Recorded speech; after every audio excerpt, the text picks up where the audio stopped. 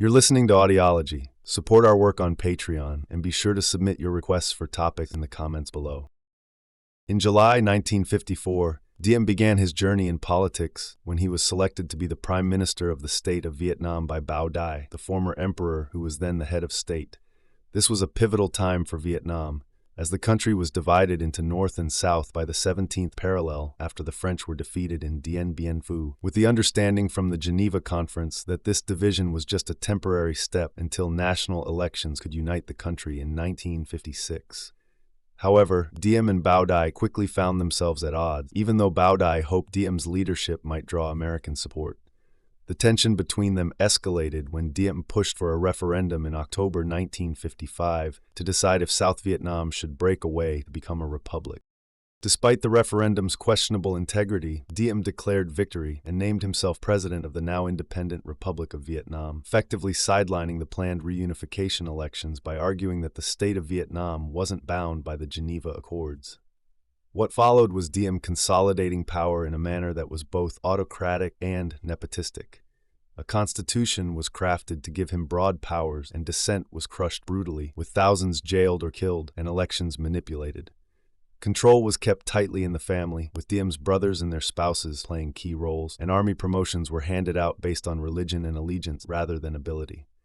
Despite two failed attempts to overthrow him, in 1960 by paratroopers and in 1962 by a bomb attack from within his own air force, Diem remained firmly in charge. One of Diem's most contentious policies was his favoritism towards Catholics, which alienated the Buddhist majority. Government and military positions, contracts, and concessions were often awarded based on religious lines, and the Catholic Church, as the country's largest landowner, enjoyed exemptions that fueled further resentment.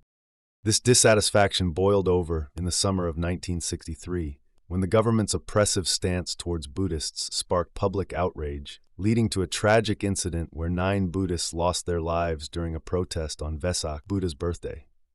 The crisis intensified in May 1963 when the government selectively banned the flying of religious flags, prohibiting the Buddhist flag on Vesak while allowing the Vatican flag to celebrate an archbishop's consecration, deepening the perceived religious bias.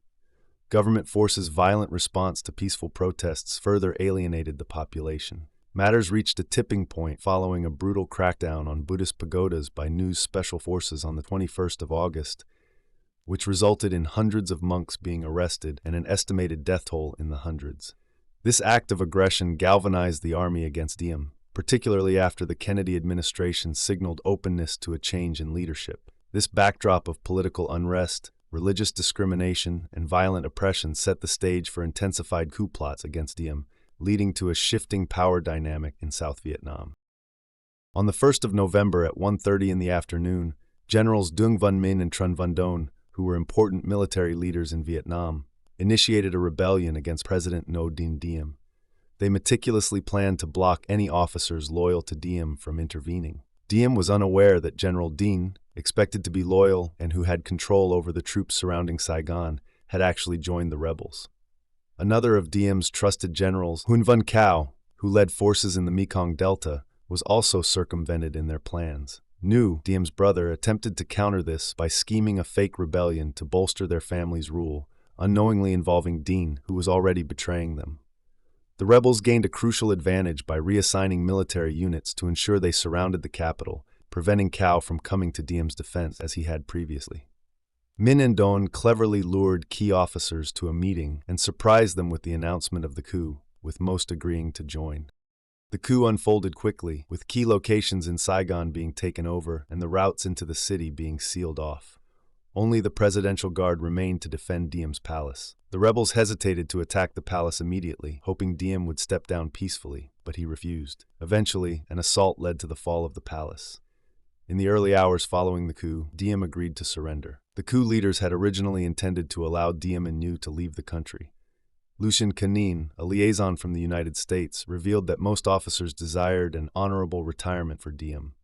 However, some officers, including a former police chief under Diem, advocated for more drastic action against Diem, leading to a debate on his fate without a formal decision being made. The United States played a complex role, initially attempting to facilitate Diem's exit from Vietnam, but faced challenges in arranging transportation without implying support for the coup or allowing Diem a base for a potential comeback.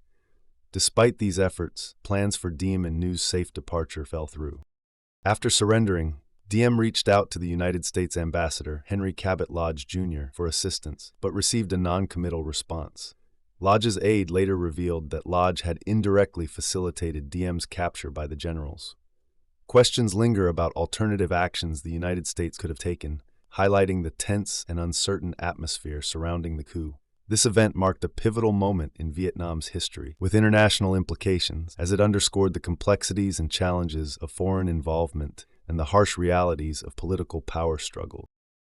Minh left the military headquarters and made his way to the Gia Long Palace, taking along his aide and bodyguard, Captain Nguyen Van Nung. They rode in a sedan, and Minh was dressed in his full military ceremonial attire. He arrived there by 8 o'clock to oversee the arrest of Diem and Nhu, and had also sent an armored vehicle and 4 jeeps to the palace to bring Diem and Nhu back to the headquarters for a formal surrender. Meanwhile, Generals Don, Tran Thien Kiem, and Lavan Kim were getting the army headquarters ready for Diem's arrival. This preparation included taking down pictures of Diem, covering his statue, and setting up a large table with green felt for a ceremonial transfer of power. The plan was for Diem to be seated at this table, to be televised nationwide and in front of the international media, where he would request asylum for him and his brother. The grant of exile was a part of the script. After this request, the brothers would be taken to a secure area within the headquarters as they awaited their deportation. When Minh arrived, he was surprised to find that the brothers were not in the palace. Expecting a possible coup, they had previously ordered the building of 3 tunnels from Gia Long Palace to remote areas outside. Around 8 p.m. on the night of the coup, with just the presidential guard for protection against rebelling infantry and armor units, Diem and Nhu quickly packed American money into a briefcase and escaped through a tunnel with 2 loyalists. These were Air Force Lieutenant Do Thu, Diem's aide and nephew of Colonel Do Mo, a key figure in the coup, and Xuân Vi, leader of Nhu's Republican Youth. After the coup, General Paul Harkins from the Military Assistance Command, Vietnam, inspected the tunnel and found it so deep that he avoided going down. Emerging in a wooded park near the Cercle Sportif, an upscale sporting club, they were picked up by a waiting Land Rover. However, Ellen Hammer challenges this tunnel escape narrative, arguing instead that the Ngo brothers simply left the palace, which wasn't under siege yet, by walking past the tennis courts and exiting through a minor gate on Le Tanton Street to get into the car. To dodge rebel checkpoints, the loyalists used back streets and switched cars to a black Citroën sedan. After leaving the palace, Nhu suggested they should split up to increase their survival chances. He proposed that one should head to the Mekong Delta to join forces with Cao's 4th Corps, and the other to the Central Highlands with General Nguyen Khine's 2nd Corps. Nhu believed the rebel generals wouldn't dare to kill one while the other remained free, fearing the surviving brother could regain power. Diem, however, refused to separate from Nhu, expressing protection and unity in their critical situation. Eventually, they sought refuge in the house of Ma Tuyen, a Chinese merchant in the Cholon business district, believed to be Nhu's main link to the opium-trading Chinese syndicates. After being denied asylum at the Embassy of the Republic of China, they stayed at Ma Tuyen's, reaching out to Army of the Republic of Vietnam loyalists and seeking to negotiate with the coup leaders.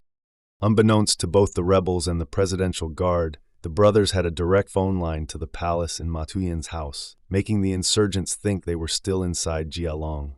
Minh was reportedly shocked upon realizing that Diem and Nhu had escaped during the night, leaving both sides gearing up to fight over an empty palace.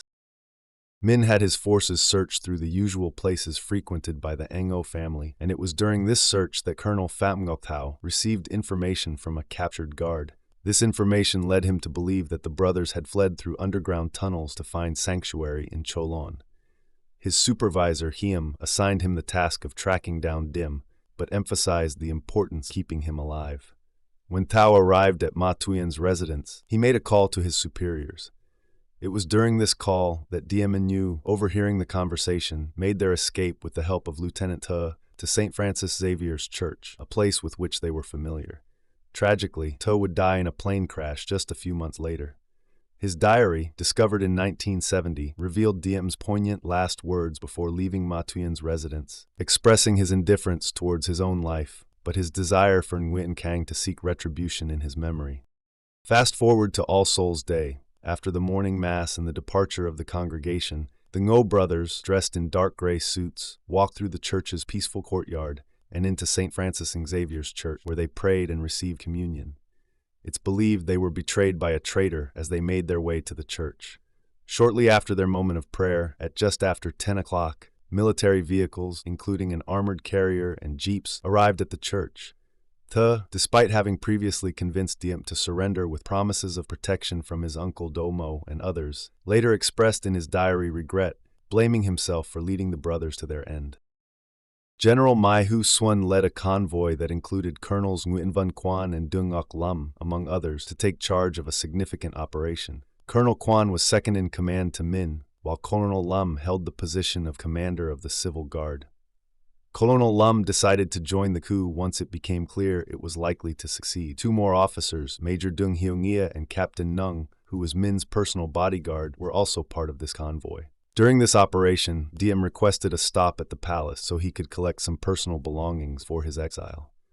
However, General Xuân refused Diệm request, stating firmly that his orders were explicit to bring Diệm and his brother Nhu directly to the Joint General Staff headquarters without any detours.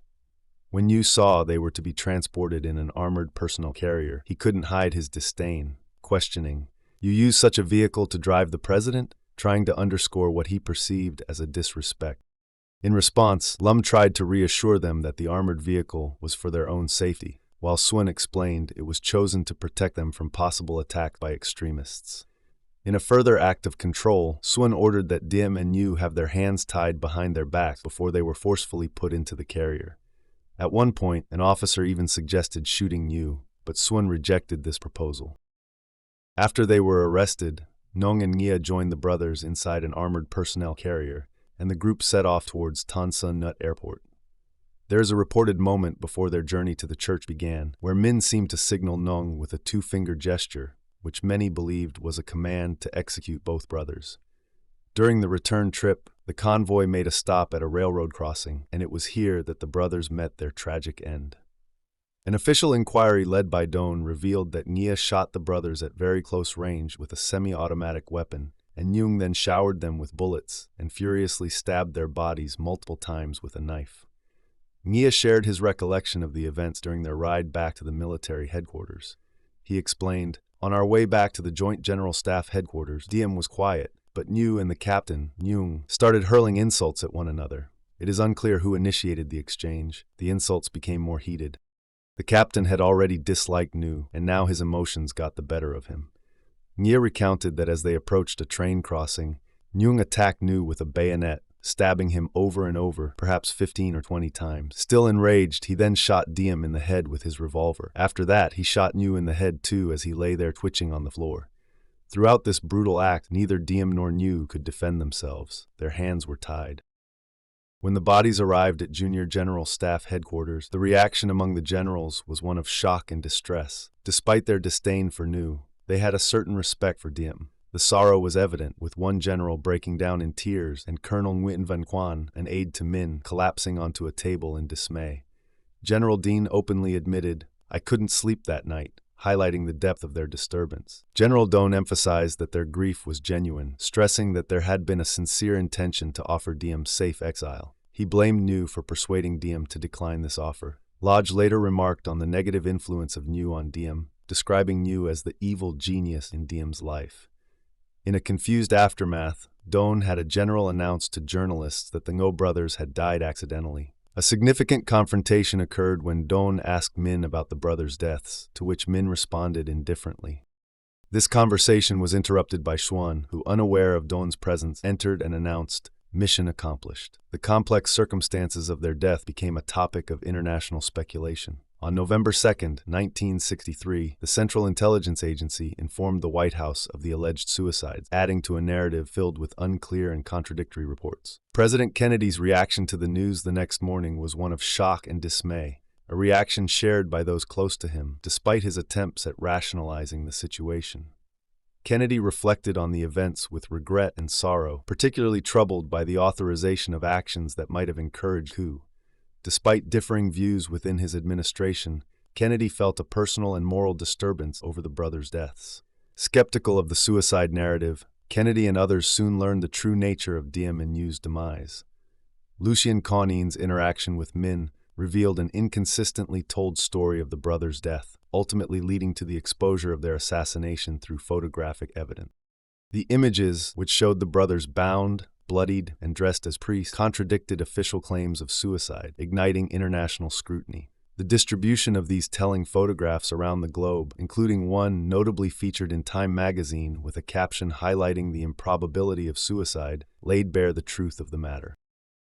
Conin believed that the primary reason behind the decision to execute Diem and Nhu stemmed from their humiliation of Minh during the coup. Conin explained that the brothers essentially sealed their fate by not surrendering at Jialong Palace, where they had been offered safe exile. Minh, expecting to find the brothers at the palace and capture them in a moment of triumph, came in full ceremonial military attire, only to be met by an empty building. This, according to Conin, deeply embarrassed Minh, a man he described as very proud. Conin later suggested that Diem and Nhu might have survived if they had been present at the palace due to the number of witnesses there. Over 10 years following the coup, one of Diem's loyalists questioned Central Intelligence Agency friends about the necessity of the assassination, arguing that removing Diem from power should have been enough. The Central Intelligence Agency's response highlighted a fear of civil war, suggesting Diem's influence was too significant among his supporters, especially in rural areas, the Catholic community, and among refugees. Minh, sometime after the event, confessed to an American in private that they had no choice but to kill the brothers. He pointed out that Diem's significant respect among the rural population and Nhu's feared reputation, alongside his control over powerful organizations, left them with no other option. Trần Văn Huong, a politician who had been imprisoned by Diem for his critical stance and later became prime minister for a short period, criticized the generals' decision sharply. He believed the generals were terrified, acknowledging their lack of capabilities, moral integrity, and political backing, which would have made a resurgence by Diem and Nhu a likely scenario if they had been allowed to live. When the truth about how the Ngo brothers died began to spread, the U.S. expressed concern due to its connections with Vietnam's new leaders and their involvement in the coup. Secretary of State Dean Rusk instructed Ambassador Lodge to confront General Minh about the murders. Lodge initially supported the general's dubious explanation, citing a loaded pistol found in the car as making their account seem believable. However, Rusk was worried about how the graphic photos of the brothers would be received by the public. Despite this, Lodge publicly praised General Dong for carrying out the coup smoothly and promised the United States would recognize their government. Dong claimed the killings were accidental, and that was enough for Lodge to reassure the State Department that the new leaders hadn't ordered the assassinations.